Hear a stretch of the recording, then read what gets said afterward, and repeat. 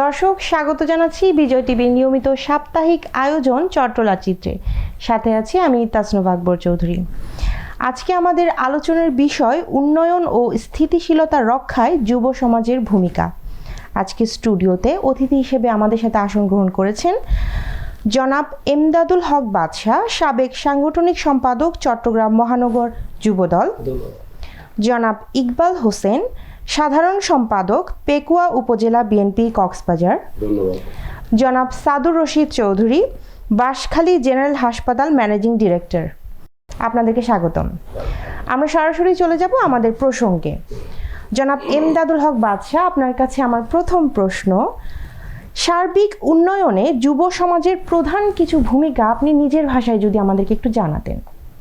বিষয়টা হলো যে আপনি জানেন বর্তমান বাংলাদেশে যে 17-18 কোটি জনগণ রয়েছে তার মধ্যে 70% কিন্তু যুব সমাজ। আজকে আপনি দেখেছেন দীর্ঘদিন কিন্তু একটি ফেসিবাদী সরকারের দুঃশাসন ছিল।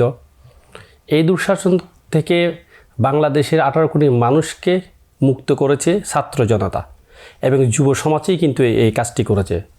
আজকে দেখেন এই স্বাধীনতা অর্জনের জন্য জুলাই যে আগস্টে গণ অভ্যুত্থান হয়েছিল, সেই গণ অভ্যুত্থানে যারা আমাদের যে 18 কোটি মানুষের জন্য যারা আত্মত্যাগ করেছেন, যারা শহীদ হয়েছেন, কিন্তু দেখবেন আপনি বেশিরভাগ স্টুডেন্ট এবং যুবক। তো যুবকদের অবদান অবশ্যই রয়েছে, যেহেতু যুবকরা আজকে বাংলাদেশে একটি নতুন স্বাধীন একটা দেশ তৈরি করে দিয়েছে। অবশ্যই আমি মনে করি যুবকদের অবশ্যই সামনে বাংলাদেশকে একটি আধুনিক সমৃদ্ধশালী, যেখানে অর্থনৈতিক সমৃদ্ধশালী থাকবে, যেখানে স্বাস্থ্য ব্যবস্থা থাকবে, শিক্ষা ব্যবস্থা থাকবে, অর্থনৈতিক ব্যবস্থা থাকবে, সামাজিক ব্যবস্থা থাকবে, এই ধরনের একটা ব্যবস্থা গড়ে তোলার জন্য প্রত্যেকটা জনগণের কিন্তু নৈতিক দায়িত্ব এবং যুব সমাজের সবচেয়ে বড় দায়িত্ব রয়েছে। সে কারণে আজকে যে বাংলাদেশের দীর্ঘদিন একটা গণতন্ত্র ছিল না থাকার কারণে আজকে বাংলাদেশে অগণতান্ত্রিক একটা রাষ্ট্র পরিণত হয়েছে। এখানে দুঃশাসন হয়েছিল, আপনারা জানেন, দুর্নীতি হয়েছিল। আজকে সামনে একটি অবাধ নিরপেক্ষ নির্বাচন হবে। সেই নির্বাচন অবশ্যই যুব সমাজের অগ্রণী ভূমিকা থাকবে। যে নির্বাচন হবে সেই নির্বাচনে যারা প্রতিনিধিত্ব করে বাংলাদেশের সরকার গঠন করবে, তাদের যে যুব সমাজকে ইনভলভ করার মাধ্যমে এই রাষ্ট্র গঠন করার জন্য আমার সে এটা সাজেশন, এটা বিনীতভাবে আমার সেই অনুরোধ রইল এবং যুব সমাজে পারবে এই রাষ্ট্রকে আগামী দিনে এগিয়ে নিয়ে যাওয়ার জন্য। ধন্যবাদ এমদাদুল হক আপনাকে। আমি চলে যাচ্ছি ইকবাল হোসেন, আপনার কাছে আমার প্রশ্ন, আদর্শ যুব সমাজ কেমন হওয়া উচিত বলে আপনি মনে করেন? আমি আপনার প্রসঙ্গক্রমে বলতে চাচ্ছি, যুব সমাজ সবসময় যুগে যুগে কিন্তু দেশ থেকে দেশান্তরে সব ক্ষেত্রে যুব সমাজের জয় জয়কার।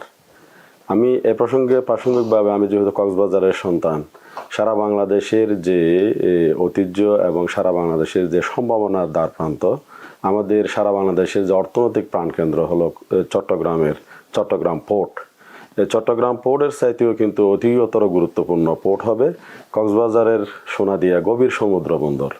এই সমুদ্র বন্দর যদি আমরা বাংলাদেশের যে পরবর্তীতে প্রেক্ষাপটে যদি আগামীতে জনগণের যে সরকার হবে, সরকার যদি প্রত্যাশা অনুযায়ী কক্সবাজারের মহেশখালীর গভীর সমুদ্র বন্দর যদি বাস্তবায়ন হতে পারে, তাহলে দেখা যাবে যে লক্ষ লক্ষ বেকার যুবকের কর্মসংস্থান যেমন হবে, বাংলাদেশ অতি দ্রুত বিশ্বের অন্যতম উন্নত রাষ্ট্রে, বিশেষ করে সিঙ্গাপুরের সমপর্যায়ে চলে যাবে। এক্ষেত্রে আমি বলবো কক্সবাজারের কৃতি সন্তান সারা বাংলাদেশের যে আধুনিক রাজনীতির যে বর্তমান প্রেক্ষাপটে প্রত্যেকটি রাজনৈতিক দলের কাছে অত্যন্ত গ্রহণযোগ্য এবং সৎ, দক্ষ, ত্যাগী নেতা, যিনি গুম ছিলেন, যিনি দীর্ঘ রাজনীতি নির্বাসিত ছিলেন, জনাব সালাউদ্দিন আহমদ সাহেব, উনিও কক্সবাজারের সন্তান। যদি তার মতো নেতৃত্ব দিয়ে, যদি অলরাউন্ডিং নৈপুণ্য সম্পন্ন নেতৃত্ব, ওনাদের মতো হাত ধরে যদি বাংলাদেশের কক্সবাজারের এই যে গভীর সমুদ্র বাস্তবায়ন হয়, তাহলে বাংলাদেশ যে রেমিটেন্সি যেমন বাড়বে, বিশ্বের দরবারে সুনামও বাড়বে এবং একের সাথে যুবকদের বেকারত্ব গোছাবে এবং বাংলাদেশের যে চট্টগ্রাম বৃহত্তর যে পোর্ট, এই পোর্টটি কিন্তু দেখা যাচ্ছে যে নাব্যতার কারণে মাদার ভেসেলটা থাকতে হয় সাগরের মধ্যখানে, ছোট জাহাজ নিয়ে আবার কর্ণফুলীর এই যে তীরে এসে আমাদের এটা করতে হচ্ছে। কিন্তু পক্ষান্তরে দেখা যাচ্ছে এই যে মহেশখালীর গভীর সমুদ্র বন্দর যেটা হওয়ার প্রস্তাবনা আছে, বিগত বিএনপি সরকারের আমলে, জোট সরকারের আমলে করা হয়েছিল, সেটি একেবারে সরাসরি সোনাদিয়াতে বেরার সুযোগ থাকে। সেক্ষেত্রে বাংলাদেশের লক্ষ লক্ষ বেকার যুবকদের যেমন কর্মসংস্থান হবে, বাংলাদেশের রেভিডেন্স সারা বিশ্বের দরবারে একটা আকাশচুম্বী হয়ে যাবে। এবং সেটি যদি আমি মনে করি প্রত্যেকটি রাজনৈতিক দলের কিছু নেতৃত্ব থাকে, আমাদের প্রিয় নেতা জনাব সালাউদ্দিন আহমদ সাহেব যে একজন অলরাউন্ডিং নেতৃত্ব, তার মতো বাংলাদেশের যে কোনো রাজনৈতিক দলে যে কোনো নেতা এরকম থাকলে আমরা আশা করব যুব সমাজের পক্ষ থেকে আগামী যে জনগণের সরকার প্রতিষ্ঠিত হবে, সেই সরকারের কাছে আমাদের আশা থাকবে যে অলরাউন্ডিং নেতৃত্ব যেন প্রতিষ্ঠিত হয় এবং সেই নেতৃত্বের মাধ্যমে যুব সমাজ যেমন উপকৃত হবে, ছাত্র সমাজ উপকৃত হবে এবং গোটা জাতি মানে দ্রুততম সময়ে আমাদের অর্থনৈতিক যে মুক্তি, অর্থনৈতিক যে কামনা, মানে একজন আদর্শের অনেকগুলো গুণাবলী থাকতে হবে যাতে এই সমস্যাগুলো সমাধান হতে পারে। অবশ্যই একজন রাজনৈতিক নেতা সে যদি দেখা যাচ্ছে যে একজন সচিব, সে শুধু দাপ্তরিক কাজে পারঙ্গ, কিন্তু মাঠে ময়দানে গিয়ে তার কাজ করার অভিজ্ঞতা নাই, কথা বলার অভিজ্ঞতা নাই, আবার কাজ বাস্তবায়ন করার অভিজ্ঞতা নাই। কিন্তু এক্ষেত্রে আমরা দেখতেছি যে ক্রিকেটের ভাষায় যে অলরাউন্ডিং নেতৃবৃন্দ সে যে দলেরই হোক, তাদেরকে মূল্যায়ন করা উচিত, তাদের দিয়ে দেশ পরিচালনা করা উচিত। যদি এই ধরনের যদি আমার দেশটি হতো, তাহলে 5 জন যদি অলরাউন্ডিং নেতা থাকে, তাহলে 10 বছরের মধ্যে বাংলাদেশ সিঙ্গাপুর হয়ে যাবে ইনশাআল্লাহ। ধন্যবাদ ইকবাল হোসেন আপনাকে। আমি চলে যাচ্ছি সাদুর রশিদ চৌধুরী আপনার কাছে। আমার প্রশ্ন, অর্থনৈতিক অগ্রযাত্রায় যুব সমাজ কিভাবে কাজ করছে বর্তমানে প্রেক্ষাপটে যদি আপনি বলেন। আমি অর্থনৈতিক উন্নয়নের ক্ষেত্রে যে বাংলাদেশের টোটাল 18 কোটি যে জনসংখ্যা, এর মধ্যে আপনি যদি কি চিন্তা করেন, দেখবেন আপনার 1/3 হলো যুবক। এই আমাদের দেশের এই যুবকগুলো খুব মানে এনার্জেটিক, খুব চৌকস, খুব মেধাবী, খুব কর্মঠ। কিন্তু এই যুবকদেরকে যদি আমরা পরিকল্পিতভাবে যার যে কাজ করতে আগ্রহ, ওইসব কাজকে তাকে যদি টেনে করে আমরা তুলি, তাহলে আমরা পৃথিবীর মানচিত্রে আমাদের বাংলাদেশের অর্থনৈতিক ডেভেলপমেন্ট নিরূপণ হয়ে যাবে। করা যাবে। জনাব সাদুর রশিদ, আমরা আবার আলোচনায় ফিরে আসবো ছোট্ট একটা বিরতির পর। দর্শক, এ পর্যায়ে নিয়ে নিচ্ছি চট্টলা চিত্র বিজ্ঞাপন বিরতি। সাথে থাকুন, ফিরে আসবো আবার।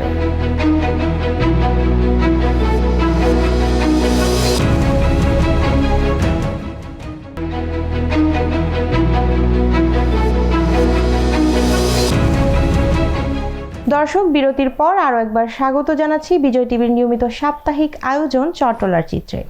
আমরা আলোচনা করছিলাম উন্নয়ন ও স্থিতিশীলতা রক্ষায় যুব সমাজের ভূমিকা নিয়ে। সরাসরি আমরা প্রসঙ্গে ফিরে যাব। জনাব সাদুর রশিদ, আপনার সাথে আমরা কথা বলছিলাম অর্থনৈতিক অগ্রযাত্রায় যুব সমাজ কিভাবে কাজ করছে, আপনি যদি একটু আবার বলেন। এই যে যুবকরা, দেখো আমি শুরুতেই বলেছিলাম আমাদের টোটাল বাংলাদেশে 18 কোটি যে ম্যান পাওয়ার, এর মধ্যে 1/3 হলো যুবক। সে 18 থেকে 35 ওনারা চাইলে অসাধ্যকে সাধন করতে পারে।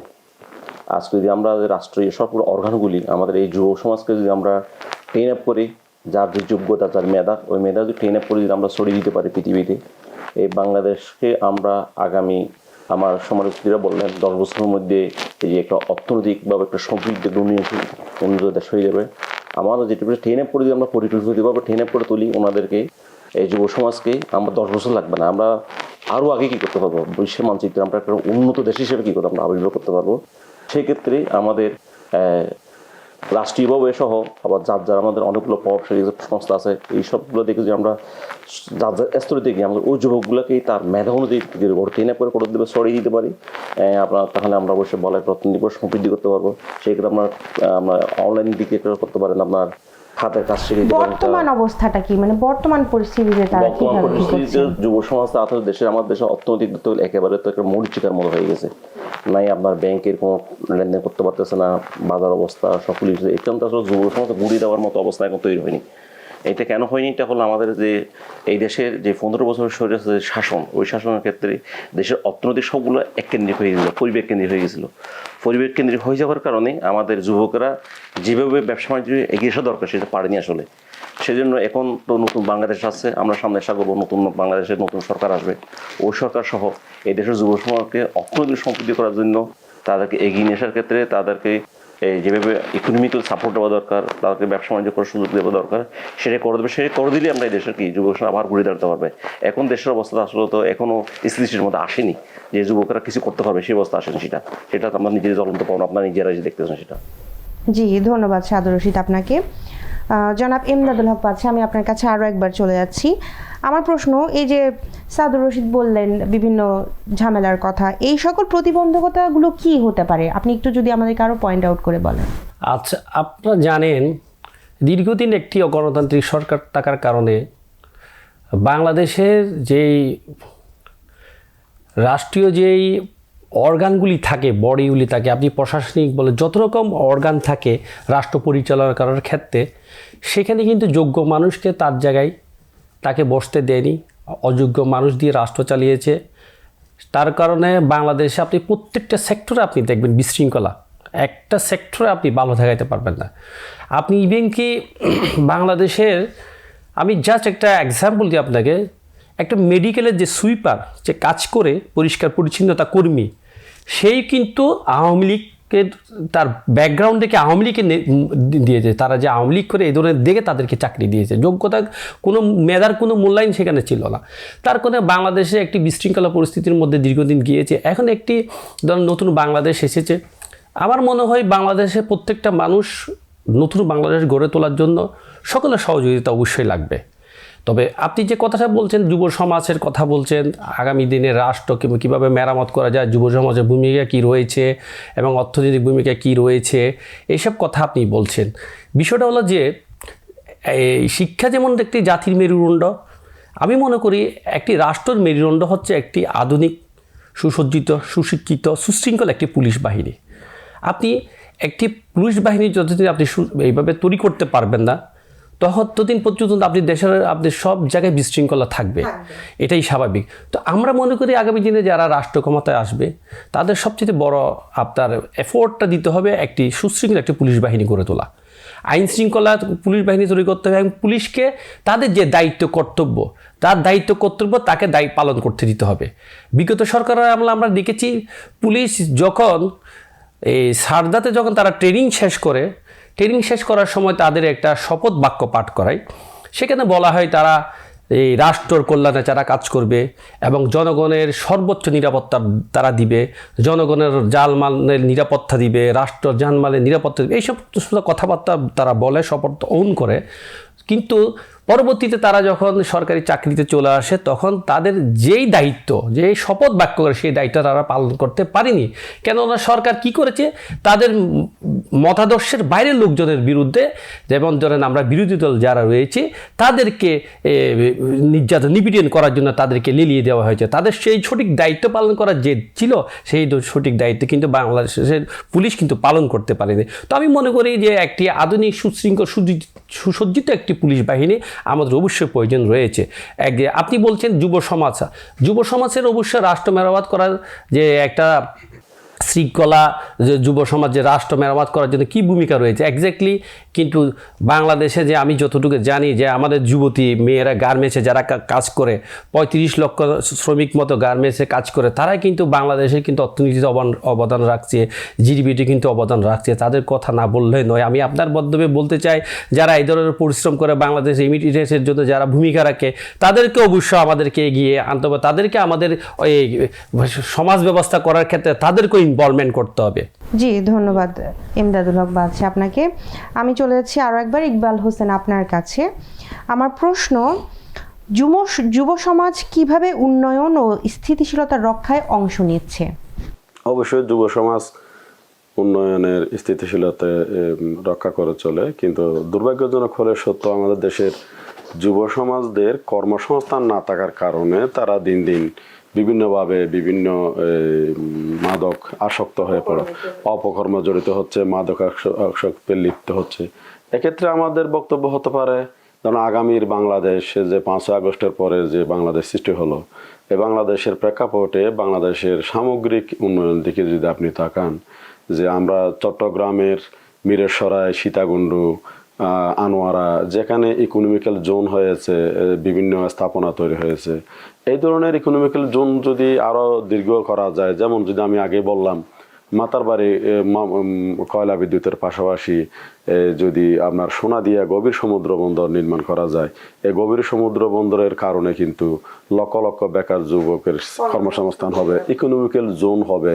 এবং আপনি যদি কক্সবাজার শুধু একটা দেখেন, সারা বাংলাদেশের প্রত্যন্ত অঞ্চল এবং বিশ্বের অনেক জায়গা থেকে যে মানে এই যে দীর্ঘ সমুদ্র বন্দর পৃথিবীতে আর কোথাও নাই, যেটা আমাদের বাংলাদেশের একমাত্র সম্পদ, দীর্ঘ সমুদ্র সৈকত নগরী কক্সবাজার।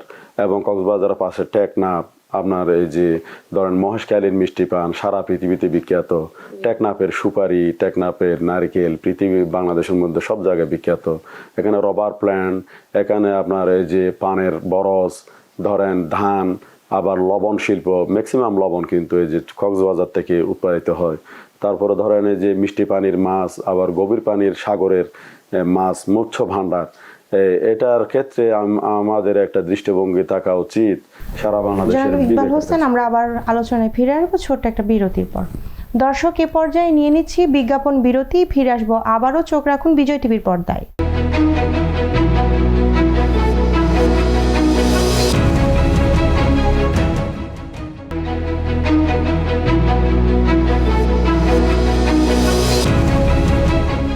দর্শক, বিরতির পর আরও একবার স্বাগত জানাচ্ছি বিজয় টিভির নিয়মিত সাপ্তাহিক আয়োজন চট্টলার চিত্রে।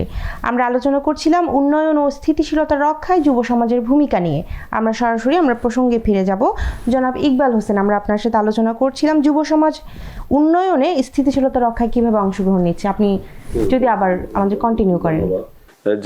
যে কক্সবাজার চট্টগ্রামের যে বন্দরনগরী চট্টগ্রাম এবং সমুদ্র নগরী কক্সবাজারের দ্বিতীয় মহাসড়ক, আমাদের দুর্ভাগ্য বাংলাদেশের উত্তরাঞ্চলে অসংখ্য, যেমন পদ্মা নদীর পাড়ের উত্তরে গেলে প্রত্যেকটি সড়ক মহাসড়ক 4 লেন 6 লেনতে উন্নীত করা হয়েছে, অথচ এখানে এত জনগণ নাই বা এত অবকাঠামো নাই বা এত উন্নয়ন হয় না।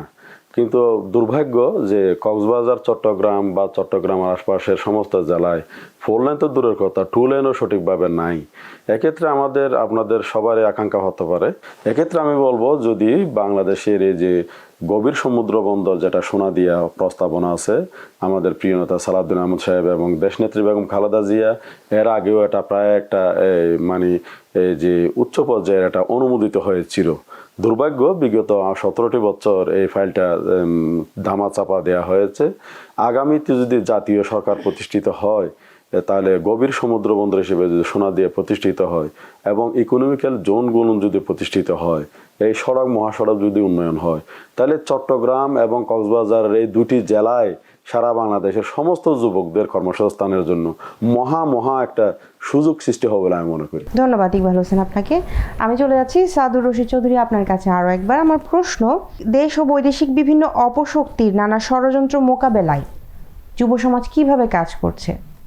দেশের অপশক্তি আজকে যদি আমরা একটু চিন্তা করি, সেটা আমরা যে মোবাইল যেটা ইউজ করতেছি, আমরা মোবাইলটা আমার এক প্রকার শক্তি হিসেবে কাজ করে, আর একটা দেখলে অবশক্তি হিসেবে কাজ করে। যেমন ধরেন আমরা 4 আগস্ট যখন চট্টগ্রামে যখন বৈষম্যবিরোধী ছাত্র আন্দোলনের বিভিন্ন যখন আঘাত করা হয়েছিল, বিভিন্ন হামলা করা হয়েছিল বিভিন্ন অর্গানে, যখন বাংলাদেশের নেট বন্ধ করে দেওয়ার কারণে আজকে সোশ্যাল একটা মিডিয়া এই জিনিসটা মানে একটা অপশক্তি কাজ করছে। আর এটা যদি আমরা ভালোভাবে যদি নেটটা যদি আমাদের কাছে থাকতো, তাহলে বাংলাদেশ যে কোনো কাজ ছড়িয়ে সারা পৃথিবীতে চলে যেত। এটা একটা শক্তি হিসেবে কাজ করতো। আমার ডিভাইস দিয়ে আমি শুরু করছি, এটা একটা বিষয়। আর দেশের অর্থনৈতিক উন্নয়নের ক্ষেত্রে যে আমাদের শুরুতে বললাম যুবকেরা হলো 1/3 যুবক। বাংলাদেশের প্রায় বিভিন্ন দেশে, ইউরোপ থেকে শুরু করি, মিডল ইস্ট থেকে শুরু করি, এমন করে বাংলাদেশের নাগরিক বিশেষ করে চট্টগ্রামে মানে প্রবাসী নেই, ওনারা যে রেমিডেন্স যুদ্ধ যে করতেছে, ওইটা দিয়ে বাংলাদেশের অর্থনৈতিক অনেক বেশি ভূমিকা লাগতেছে। ওনারা যখন রেমিডেন্স এই আন্দোলনের সময়, এই যে বৈষম্য ছাত্র আন্দোলনের সময় রেমিডেন্স বন্ধ করার জন্য অর্থনৈতিক চালিয়ে শক্তি একদম ডাউন চলে গেছিলো, এত বেশি ডাউন চলে গেছিলো, সামনে বাংলাদেশ তো আর কিছু করতে পারি কোনো চিন্তা ছিল না। হঠাৎ দেশ পরিবর্তনের সাথে সাথে আবার রেমিডেন্স এমন চলে আসে, আবার ঘুরে দাঁড়ায়। এটা হলো মানে এটা যদি আমরা পজিটিভ ইউজ করি, তাহলে এটা আমাদের একটা শক্তিগুলোকে আমরা ভালো অর্গানগুলো কাজে লাগাতে পারি, এটা যদি আমরা যদি যুবকদের চিন্তাগুলো দিয়ে একটা দেশকে চালিয়ে সত্যিকে আউটকাম করে ফেলতে পারি। হ্যাঁ, সেটা হলো একটা বিষয়। আর হলো আমরা তো এই যে মানুষের যদি আমাদের ভিতরে নৈতিক যে একটা চরিত্র, সেটা এই যুবকদের মধ্যে আমরা তুলে ধরতে না পারি, তাহলে স্বাভাবিক আমি কোনো কাজে আমার নিজের চিন্তা ছাড়া করতে পারবো না। হ্যাঁ, সেজন্য যুবকদের যদি আমরা যেভাবে ট্রেন আপ করে তুলবো, আমরা সেভাবে যুবকের সামনের দিকে এগিয়ে যাবে। সেটা আগামী দিনের সুন্দর বাংলাদেশ হবে। এই বাংলাদেশটা আমরা একত্রিত হই আগামী দিনের অর্থনীতি সহ এই দেশের আমার ইকবাল ভাই সহ যে বললেন, এই যে বিশেষ করে চট্টগ্রামের এখানে দক্ষিণ চট্টগ্রামের বিষয়গুলো, ইকোনমিক্যাল জোন যেগুলো হচ্ছে, এগুলো যে আসলে হয়ে থাকে, আসলে অর্থনৈতিক বড় ধরনের একটা চালিকা শক্তি হয়ে যাবে। আমাদের যে কক্সবাজারের যে কোনা, সারা পৃথিবীর বিখ্যাত সেটা। হ্যাঁ, সামুদ্রিক এই যে বাংলাদেশের তো আমরা মাছের যদি চিন্তা করেন, সমুদ্রের যে মৎস্য মাছ এখান থেকে সব বাংলাদেশে সাপ্লাই হয় সেটা। তো এগুলো যথাযথ মানে যোগাযোগ ব্যবস্থা না হওয়ার কারণে এই জিনিসটা কিন্তু হচ্ছে না। সেটা ট্রেন আপ করে যদি হয়, সেটা অর্থনৈতিক চালিয়ে অনেক বেশি ভূমিকা লাগবে সেটা। ধন্যবাদ সাদর রশিদ চৌধুরী আপনাকে। আমি চলে যাচ্ছি আরেকবার এমদাদুল হক বাদশা আপনার কাছে। আমাদের যুব সমাজের জন্য অনুপ্রেরণামূলক কিছু বক্তব্য দিয়ে আমরা প্রোগ্রামটা শেষ করব, যদি আপনি কিছু আচ্ছা, বলেন। আমাকে একটু সময় দিতে হবে। বিষয়টা হলো যে আপনি আমার ভাইকে জিজ্ঞেস করেছিলেন যুব সমাজকে মাদকের কথা বলেছেন। আপনি জানেন এই আমাদের মানে পার্শ্ববর্তী রাষ্ট্র, তারা আমাদের যুবকদের মেধাশূন্য করার যে চক্রান্ত, সেই চক্রান্ত কিন্তু তারা লিপ্ত। যেমন আমাদের পার্শ্ববর্তী রাষ্ট্র মায়ানমার, সেখান থেকে কিন্তু আপনাদের মাদক আসে, ইয়াবা আসে, এরপরে আরেকটা মাদক আছে আইস আসে। তারপর আমাদের ভারত, দীর্ঘদিন আমরা শুনেছি ভারত আমাদের বন্ধুপ্রতিম রাষ্ট্র, ভারত থেকে কিন্তু আমাদের ফেন্সিডিল আসে, ওখানে কিন্তু তারা বর্ডারে কিন্তু ফ্যাক্টরি করেছে। তারা একটা সুপরিকল্পিতভাবে বাংলাদেশের যে একটা যুবক সমাজ রয়েছে, এই যুবকের মেধার শূন্য করার জন্য তাদের এই যে মাদকের যে বিষয়টা, এগুলি বাংলাদেশের আনাচে কানাচে প্রত্যন্ত অঞ্চলে ছড়িয়ে দিয়েছে। তো আমি আপনাদের উদ্দেশ্যে বলতে চাই, মানে সরকারের যারা দায়িত্বশীল রয়েছেন, যে যুব সমাজকে ধ্বংস করার ক্ষেত্রে মাদকই কিন্তু যথেষ্ট। এই মাদকটাকে যাতে আমরা কীভাবে প্রতিরোধ করতে পারি, এবং যেহেতু আপনারা সাংবাদিকেরা ভাইরা রয়েছেন, আপনারা জাতির বিবেক, আপনাদের দায়িত্ব রয়েছে, কর্তব্য রয়েছে রাষ্ট্রের জন্য, জনগণের জন্য।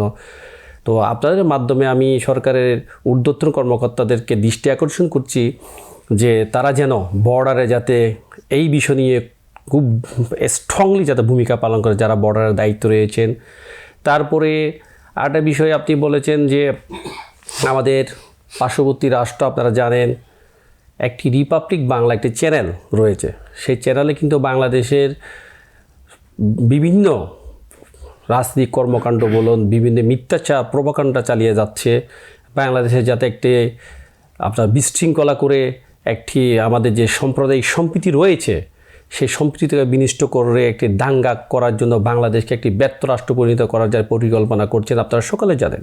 আজকে আমরা বাংলাদেশের জনগণের উদ্দেশ্য বলবো, জনগণের উপর কোনো শক্তি পৃথিবীতে নেই। আমরা বাংলাদেশে 18 কোটি মানুষ রয়েছি। এই বাংলাদেশ আমার, এই স্বাধীন বাংলাদেশ, সর্বমুক্ত বাংলাদেশে আমাদের।